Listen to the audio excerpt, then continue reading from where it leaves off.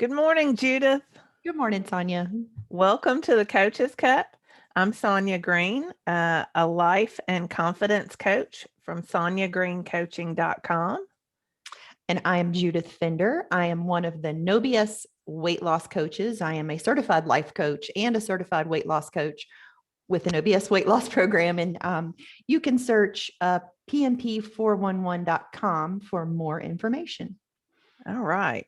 So I'm going to throw it right to you because you are the one who came up with this awesome topic. I'm really excited about this topic. I think because it's one of those topics that, I need for me. So I'm going to throw it to you and let you tell us how you came up with how to stop quitting on yourself. Well, it's I coach a lot of clients in weight loss, and a typical problem that clients will come to me with is they are in the practice of quitting, right? Like they will come to me and come with their problems, and I will coach them around the issue. And then I had this one particular client who I'd been coaching for several months or maybe weeks. It goes pretty quickly.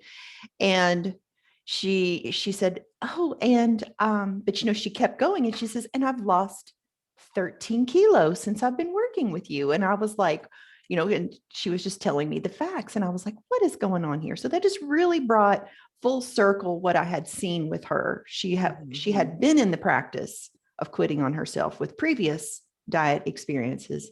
She came to this program to learn more about herself and to experience weight loss in a new way. And she had her share of failures. Y'all can't see my air quotes, failures, and still attained weight loss. So this brought full circle of how to stop quitting on yourself. I was thinking about her. She stopped quitting on herself. So you've got the structure going here. Yeah, no. Well, this is a common brain issue, right? We set a goal for ourselves, whether it's weight loss, whether it's going back for a degree, getting a new job, whatever it is, we set this big goal. And if we start working toward it, then we're eventually going to hit a point where we get super uncomfortable, right?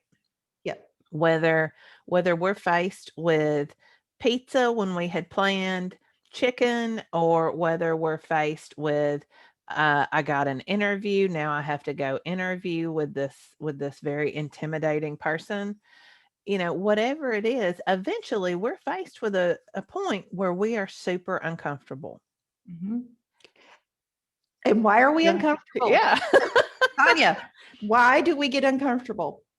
Because change, we're always going to be uncomfortable because it's different, it's unfamiliar, it's unsafe. And our brain is telling a story. Yeah, Yes. yeah, our brain is saying, stay in that cave.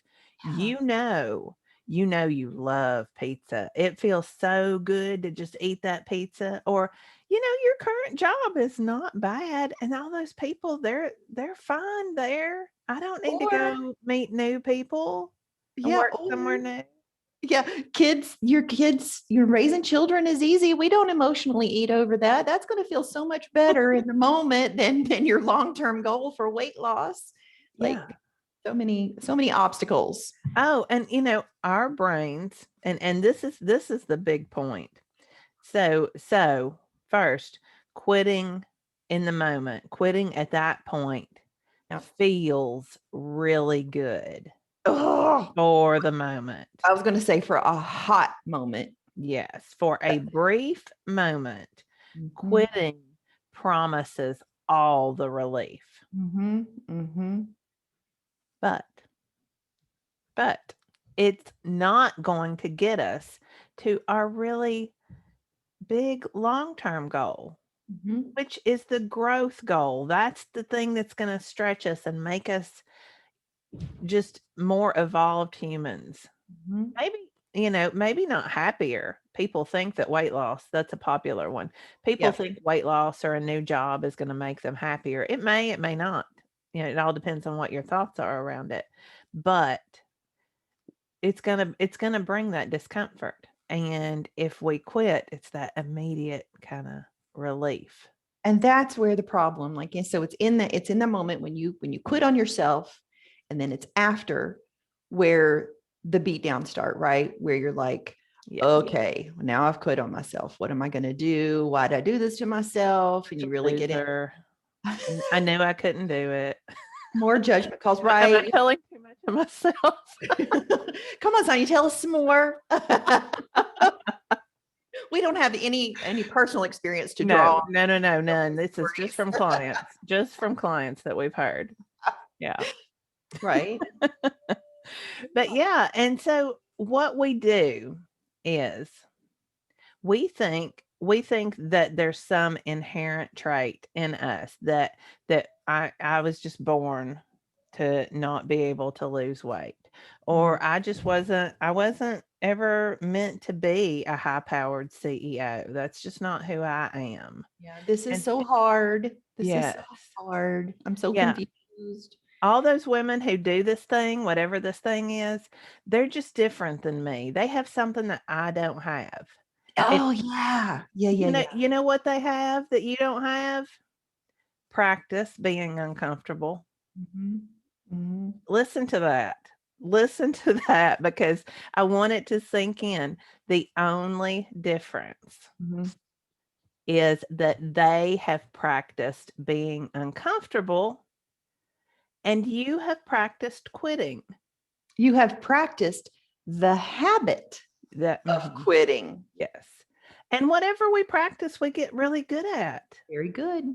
And You know, that's all weight loss is too, is practicing the habit of showing up for yourself. yes. Yes. Mm. So this is, I mean, when I first thought about this and heard Brooke Castillo actually say this, it just like, the little emoji, the little mind blown emoji, Yep. that was me because I was like, what? It took a minute to really sink in, but we get whatever we practice. Malcolm Gladwell, I think I've referenced him before. I love his books. I love the way he researches. But, he wrote the book Outliers, and it talks about people who are really good in their field, whatever it is. And what he discovered is that they've spent at least 10,000 hours. 10,000 hours. Yeah. I don't remember much about that book except Italy and 10,000 hours. So 10,000 hours. And if you practice something for 10,000 hours, folks, you're going to get good at it. yep. If you practice the habit of quitting on yourself 10,000 hours, you're going to get good at it. Yes. But if you practice being uncomfortable for Yep. 10,000 hours, Yep. Yep. what's that And going to get you? it's going to get you closer to, well, it's going to get you like my client who lost 13 kilos, Yeah. right? Which I still haven't done the math on that. I think it's like 26 pounds. I think it's anyway, it was considerable. But what she had practiced was learning from her little quits and how she showed up Yes. for herself after. She didn't spiral and keep, as Corinne calls it, in your poopy diaper. She figured out she had a plan, and that's where coaching came in, and the pen and paper and the processes of what did I tell myself, and owning and deciding, Yeah. like, okay, well, I'm giving myself permission right now to have this, and so the beat down doesn't come in. Anyway, I'm sorry. No, I think that's important. What you said there, and I want to really make sure everybody heard that. She owned the fact that I am taking this moment to quit. Yeah. And I don't know what it was. Maybe she, decided to have an overeat or eat something off plan. All the things, all of the things. But in that moment saying, I am not reaffirming this habit where I just, I overeat and then I beat myself up and then it stays into a 2 or 3 day thing. I am having it, I'm doing it, and then I'm moving on. And I have a plan. So as I Maybe think it's journaling after you do it or while you do it. right. She had awareness. Her eyes were Yeah. wide open. She had very much awareness of what was going on. And that is so much the key to all of the process of what you learn about yourself on the way down, and how these little quits show up in other, how you do it in other areas of your life. It's not just in weight loss. Yeah. Right. So having a compelling reason, which is something we've talked about before, Right. can help you with those little quits. How you want to talk about that for a minute? So, a compelling reason is something that feels personal to you, like your why. So, like for me, it was important for me less about the weight to lose, more about my health. I lost weight and pursued it to get my health back because my health was important to me. Why? Because my mother had dementia and there was a direct correlation in the vitamin D. Like, so why don't I, does anyone want dementia if you can prevent it? No. So Mhm. I was clearly on the path of pursuing my health. So that was my compelling reason Yeah. to overall improve. I did not want to be on medications because why? They contribute to dementia, like all of those medications for heartburn, cholesterol, high blood pressure. None of them long term are going to serve anyone who has any kind of cognitive impairment genetic pool, if you will. Like I'm start talking fast, I'm throwing words out. It was compelling for me in the moment, Mhm. thinking like this going to serve me long term? Yeah. Yeah, and Carla Moats was here a couple of weeks ago, and we talked about compelling reasons as how to achieve any goal. And, we were talking about then that she mentioned you've got to have more than one. Oh yeah. Excuse me, because in the moment, the health reason might not have worked. So you got to pull out another one just in case. It was exactly like Corinne always teaches us, to have 20. You should have 20 in your back pocket at any given time. So it might be, for the pair of jeans for the size 8s that I want.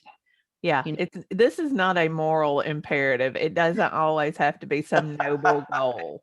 Yes. You want your jeans to fit, or you want to wear a size jeans that you've never worn before, or whatever it is, having those compelling reasons. They're very important because that's what you're going to want to have when you have the conversation with yourself. You're going to like hold it up. Is this going to get me? Is this slice of pizza, this fifth slice of pizza, whatever it is, worth this compelling reason over here? My health, my size 8s, my half marathon, how I'm going to feel tomorrow at my workout, whatever it is. Yeah.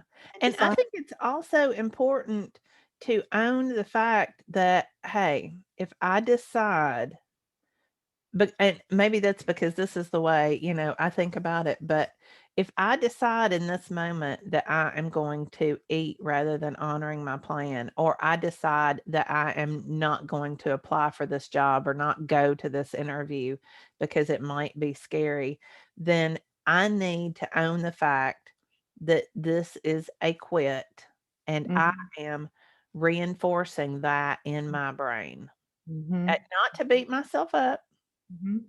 but just to own it, that I am deciding in this moment that I'm not going to do what I know I need to do to move forward. And am I happy with that reason? Right. I was going to say now, you look at it and you decide like, what is preventing me from pursuing the street? Is it the fear? What am I afraid of? Yeah. Is this really true?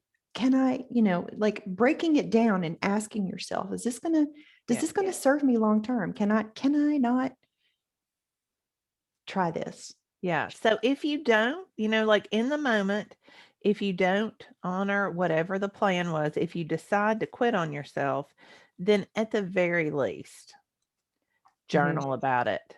Mhm. Write about what was my reason that was stronger than my compelling reason, and get to know that. Mhm. And that's gonna we'll come back to that at the end because that's gonna be part of our takeaway. But I also wanted to talk about perfectionists Mm. because we have lots of perfectionist women out there, and I'm sure there's perfectionist men too. I can only speak for my gender. But, many times the perfectionists get they're so afraid to fail Mm. in any way. And it to the point that they think, I quit because I don't want to fail. I'm ashamed of Mhm, not I'm ashamed of going after another job and not getting it yet again. mhm, mhm, I'm ashamed of, having a weight loss goal and not getting there yet again, or worse, getting there and everybody sees I'm there and then gaining it back. mhm. Or just the little quit for a perfectionist during midweek, Yeah. that, well, I've blown it. I may as well, I'll start again on Monday. That type mentality kicks in, like, because the thought of not finishing their planner and showing up in there and not wanting to see the data and like looking away, and just that black and white thinking, which I'm going to transition into, it's in the middle. Again, we have to always come back to the middle. Where can you find some middle ground Yeah. on your thinking? What can you learn from this? Don't miss your learning And opportunities. and here's my gift of learning, or at least it helps me Mhm. when I start getting into those perfectionist tendencies. I'm not going to fail until I Yeah. completely quit. Mhm. I'm not, as long as I'm taking steps forward, like your client. Mhm. As Mhm. long as you're taking steps forward, then you haven't quit. You're still working. But I will say this. This is something, it's a part of it I think we don't want to look at.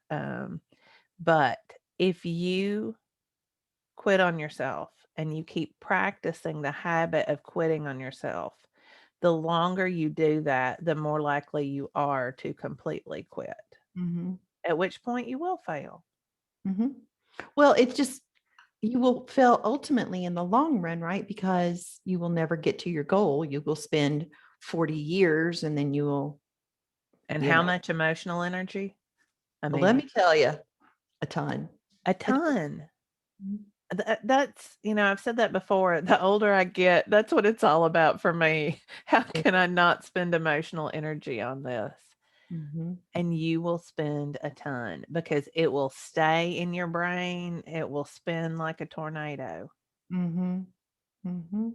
So, if we have to practice something, we practice these things daily. If we Mhm. have to practice something, let's practice being uncomfortable. Oh, I love that. Yeah. And I have even decided to set up little things in my day purposely to make me uncomfortable. So I have to come face to face with it. Mm. And I'm telling myself I am building my skill of dealing with discomfort. Mm. I like that. In some ways, I'd kind of been intuitively doing this, in that for me, it is learning about myself. I'm Mhm. always, I'm always learning and having that self-talk. Not that I don't indulge in the beat downs, just like every other normal brain, but what am I learning? What is this thought? What is this moment? What am I learning about myself here? Is this an emotional eat? What am I really quitting on? And why? Yeah. Just constantly learning. The brain is fascinating. Yeah. How often in those moments, I'm putting you on the spot here, but how often in those moments do you like your reason that you come up with that Oh, you're quitting on yourself? very seldom. Very seldom Right. do I like the reason. The popcorn, it is all emotional in the moment. It's because, yeah, I'm too tired. Don't want to cook dinner. This bag of popcorn tastes way better than that chicken that I want to have. Yes. It's always going to be popcorn. Y'all know that's my story. Yeah. No, being tired and boredom are the two biggest reasons Mm-hmm. for my little quits. And Mm-hmm. It's interesting. Like, a lot of my private clients too, what to do with relaxation. What does relaxation mean, yes. if not eating or watching TV? What to do with boredom Mhm. and tired. I agree. Yeah, those are going to be the top ones, which is so fascinating because it helps explain how we are, the social media culture, or our instant Mm. society, our the need for more, because Yes. the brain likes stimulation, Yeah.